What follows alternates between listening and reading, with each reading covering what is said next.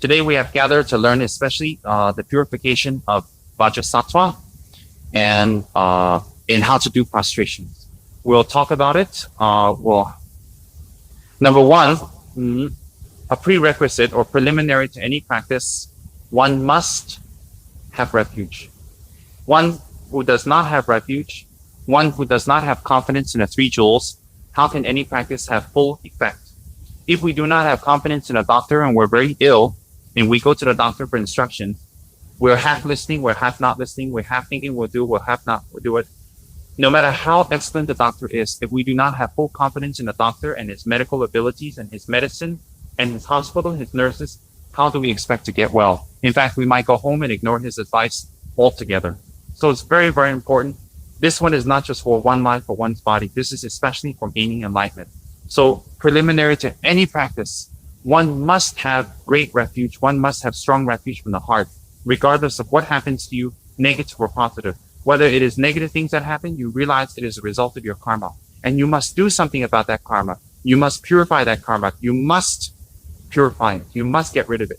Whether you get rid of that karma, whether you purify it, whether you lessen the effect of the karma, is totally in your hands. Totally in your hands. If you do the activities that lessen the karma, you can expect less anxiety, less problems, less health problems, less accidents. Even if you're being afflicted by spirits and demons, less affliction. The only way you can have physical, mental problems, the only way is if you have the karma for it. If you do not purify the karma, expect those to come again and again and again and again. Because since you have the root, no matter how you take off the head like a weed, the weed will grow again, the weed will grow again. You pull it off, it grows again. You pull it off, it grows again. So as long as you keep your karma and you do nothing about it and you do nothing to purify, expect a lot of things to happen. Expect a lot of problems, expect a lot of anxieties, expect a lot of unhappiness, expect a lot of physical and mental problems to come again and again. You have to expect it because we have created the karma for it. The karma is there. It's just a matter of time before it's generated. For example, it says in the Dorji Gengi scripture, Vajra ornament, it states, even that if you are always unconscious and careless, even small negativities cause great damage to your body, speech, and mind. Just as the venom of a poisonous snake will spread rapidly throughout your body, getting worse and worse every day, endangering your life. Then, the great enlightened being, His Eminence, the great Pabongka Dejiningbo, Pabongka Dojichang, Vajradhara Pabongka Rinpoche said that if you have killed even a tiny insect and not purified that negativity, by the end of the day, by a practice such as Vajrasattva, the weight of that karma will have doubled by the next day. On the third day, it will have doubled again. And by 15 days, you will have become as heavy as the karma of killing a human being. So even if you kill a small ant, a small insect, it will double again, double 2, 4, 8, 16. So at the end of 15 days, it is estimated that that karma has become the force as if you have killed a human being. So imagine if you have killed a human being, the weight of that karma and how it will come back to you. So even killing small insects and small animals, if you leave it and you do not purify that negative karma, it will increase so much as if you have killed a human being. Then it will increase more and more and more as if you killed your own parents, as if you killed an arhat, as if you killed the Buddha himself. You will incur that type of karma. It will increase. Like when you take a snowball and you throw it off the top of a snow mountain, and as the snowball gathers force and momentum, it increases, gets bigger and bigger. By the time it gets down, it will be an avalanche, destroy the village below. Whereas when it started in the beginning, it was just a small snowball, harmless. Even if you throw it at you nearby, it doesn't harm you. It's fun, actually. It's refreshing. But when you throw it down the mountain and it gathers momentum and gathers more snow, how does it become at the bottom of the mountain? Your karma is like that. It will increase day by day. So don't think, oh, I just committed a small little karma. Oh, I did something small. It's just all small things. Yes, it's small when you started it, but it will increase. You will gather momentum. And when it takes full effect, you will have a lot of problems. You have a lot of sufferings. Lots and lots and lots and lots of sufferings and lots of problems. So therefore, problems cannot come on their own. Problems cannot come by itself. Problems are not given to us by a god or a deity. Problems are created by ourselves. The samsara that we are living in is not a physical place. The samsara we are living in is a mental state of mind. Samsara is a mental state of mind created by your delusions. So as long as you keep on to your delusions, as long as you keep holding on to your delusions, expect more problems, expect a short life, expect more health problems, expect anxieties, expect problems, unhappiness, everything expect. And now if you have a little problems, expect a lot more in the future. Because if we look at ourselves honestly, how much Dharma practice do we actually do? How much purification practice do we actually do? What are the preventative practices that we actually do to prevent these problems from arising, from coming? From morning to night, how are we overwhelmed just mentally, forget physically, with anxiety and problems and worries? How much? How much have they increased with time? How much they increase as life goes on? Those are created by one's own karma. There is no creator. There is no one that gives it to you. But that karma is impermanent. That karma can be changed. That karma can become purified. Definitely become purified. And again, Buddha was very kind in teaching us the methods on how to purify karma through spiritual methods. Then, it says in the Dorji Gen Sutra, here, of course, I am talking about just one small negative karma, but every day we accumulate many, many negative karmas of the body, speech, and mind. The weight of each tiny negative karma created each day multiplies over and over again, making it unimaginably heavy. And there's no questions that every day, besides those negative karmas, we also create many gross negativities, very heavy ones. Thus, we have accumulated many heavy negative karmas in this life. And in our beginningless previous lives as well, if you contemplate the continuous multiplication of these karmas, it is unimaginably unimaginable. The Dorji Gen scripture also states that if you recite 100 syllable Vajrasattva mantra 21 times, apply the four opponent powers very strongly, take refuge very strongly, you'll be able to purify the karma completely. If you take it halfway, you'll be able to do it halfway. If you don't do anything, you just don't think, and you recite the mantra, you'll be able to block the karma on that day. So therefore, if you killed an insect on that day by accident, of course, tomorrow it will not double. The effect of that karma will be the same as killing an insect, even after 100 years, even after 100 days, even after 100 months, whatever the time span, the karma will be blocked, it will be stopped from increasing. So if we do the Vajrasattva mantra every single day, 21 times a day, every single day, without stop, every day, just 21 times, it will block the negativities that you have collected that day from multiplying. Now, if you, on top of that, apply the four opponent powers and have sincere regret and take refuge deeply from the heart and do your best not to do that action again by the sincerity of your practice and also by the power of your practice and the strength of your four opponent powers, you can also root out that karma that you have collected that day or those karmas that we have collected. Completely root out. Therefore, if you root out that karma, you cannot suffer the effects. The effects will not come. In fact, if you do the Vajrasattva practice well, and you collect 100,000 of its mantras, if you do 100,000 times, which is minimal, very minimal, if you do 100,000, you will see many things in your life change automatically. Why do they change? It is because the karma that has created negative things that happen have been purified or nullified or lessened. Nullified, purified, or lessened, or completely eradicated. Therefore, if you eradicate that negative karma, if you eradicate it, the karma is finished, it is purified. As I said, if you are meant to have an accident in your next week, by doing the purification practice of Vajrasattva, you can perhaps lessen the effect of that accident. Instead of breaking both arms and a leg in an accident, you break just one finger perhaps. If you further apply the four opponent powers and practice Vajrasattva well and take refuge completely in Vajrasattva, take complete faith and confidence in Vajrasattva. And when you take faith, refuge, and confidence, it doesn't mean just believing in him. It also means the commitments of refuge, which is the 10 non-virtues to be avoided. That's very important.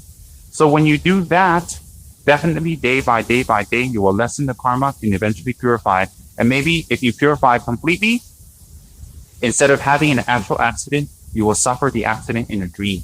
So in a dream, you have a very terrifying, very scary dream that you got into an accident, you broke your arms and legs, it's all blood everywhere. and you feel a lot of anxiety, the karma is purified. You do not have to suffer it physically, mentally you have suffered it. It has lessened the effect of the karma. So Vajrasattva is very, very important. Vajrasattva is essential. It's one of the 4 main preliminary practices. We have a tradition of 4, 5, and 7, 8. So the 4 basic ones will be prostration, mandala, Vajrasattva, and refuge. Reciting the refuge formula with the meditation 100,000 times. That is the basic preliminary practice. Myself, I add in the water offerings, which in other traditions are there.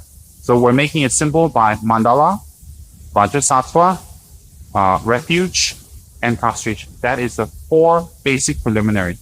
On top of that, in order to destroy miserliness, increase wealth of spiritual and material, 100,000 water offerings is also included, which we will talk about tomorrow. So one should try to, every day, try to fulfill this. We may be too busy, we may not be able to have the time to do it, but we should actually try our best to fulfill the 4 preliminaries. For example, in my house, out of the 4 months here, then this month here has already finished one of his preliminaries. Last year, 1996, he has done 100,000 prostrations. He has excused himself from the monastery and asked the disciplinarian and the abbot for excuse to go to the pujas and prayers, and he had stayed at home this first month and had done 2,500 prostrations per day. And he had finished 100,000 prostrations within he completed in 3 months by doing it every single day. So it is a prayer in every in our life that in fact we can perform these prostrations in Bodh Gaya itself. So in Bodh Gaya, where actually Lord Buddha had manifested enlightenment, it will be the most powerful place on the earth for us. But even better than Bodh Gaya would be prostrating to our gurus, or a hair of our guru, or the nail of our guru, or a picture or a form of our guru, or to our gurus. When I used to serve His Holiness Rinpoche in America, I served him for 6 months while we received teachings every single day by giving offering food to Rinpoche. I was the cook for breakfast and lunch. No, breakfast and dinner. Lunch I used to have to go to work, cleaning, washing, lots of work. So I used to do a lot of work for Rinpoche. But I remember I used to get to bed around 2, 3 a.m. every day at the Buddhist center that I lived in with my teacher. So every day I get to bed around 2 or 3 a.m. in the morning, wake up at 4, 5 again to prepare breakfast. Because it was Rinpoche, his attendant, my teacher, and then Rinpoche's 3 students, the translator, and his uncle. So there was a total of 7 people that I had to make breakfast for alone every single day at the Dharma center that I lived for 7 years. And I get up early in the morning, make the breakfast, prepare it, make sure it's hot tea. Some people want a coffee. Some German people were there every single day for 6 months. I get up, prepare 7 trays, bring it up, prostrate to Rinpoche, offer up the food to him, and then go down, and then offer the food to the other people. And then afterwards, I go up, collect His Holiness Rinpoche's tray, eat the scraps that are left, drink the scrap that has, the tea that has left to get blessings of my guru, and then collect all the other food, bring it back, clean all the trays, wash all the dishes, put everything away, sweep up, clean up, and then prepare things for lunch for the next person, the next shift, and then immediately go to work. So my day would start around 4:35 to prepare breakfast for 7 people a day. Then I go to work all day, come back to work around 4 or 5. Immediately, luckily my work was nearby. So I come back immediately and start dinner. Start dinner for 7 people. Make dinner, prepare all the trays, salads, everything prepare. Go upstairs, bring it to His Holiness Rinpoche, make 3 prostrations, offer it to Rinpoche, and then bring it to his attendants and bring it to the entourage there at the center I was at. And then after they finish the dinner, I'd go back up, bring Rinpoche's dinner back down and eat all the scraps that he had and finish up all the scraps, and then clean off the plates and put everything there. Then we attend teachings at 7:30. The teachings finished around 11:30, 12 o'clock every single day, except for, I think it was Monday or something like that. We had 1 day off a week. Every single day for 6 months, we persevered to get teachings like that. Never complaining. And I didn't miss a day of it. I didn't fall asleep once. And I canceled all my extracurricular affairs, going to discos, going for lunch, going for dinner, going to see friends, going everywhere. Everything was completely canceled. In fact, the year that Rinpoche was there, I didn't go to a disco at all the whole year. No discos, no parties. So that whole year I devoted myself to Rinpoche, and I was very lucky. And then we go for teaching. Start around 7:30, finish around 11:30 if we're lucky. And with Rinpoche, you don't dare get up and go to the bathroom or wiggle around or move around or look tired or fall asleep, because if you did, Rinpoche is a very, very wrathful teacher. He's not soft and gentle like me. He's very, very, very wrathful one. And when Rinpoche becomes wrathful, you are in the presence of Ajapani himself. You will not want to be there. Very wrathful. Rinpoche is renowned for being a wrathful master. He'll beat people and people will become healed. If there's a spirit possession, he will scream and shout at that person. The minute he screams and shouts, the possession will end. No more spirit. I remember once when Rinpoche was sitting in the doing a puja in his house with his monks, and one lady was brought in. As soon as she was brought into the yard of Rinpoche's house, she took possession. Just crazy. She's been taking possession for years. Took possession and screamed and jumped and yelled. And Rinpoche came out, sat on a chair, asked for a chair, sat and recited mantra, and then he screamed at her in Tibet. I mean, literally screamed. And he said, "Who are you and what do you want? From today on, don't come here. Get out." The minute he said that, the woman collapsed. Immediately she collapsed. From that day on, she never took possession again, ever.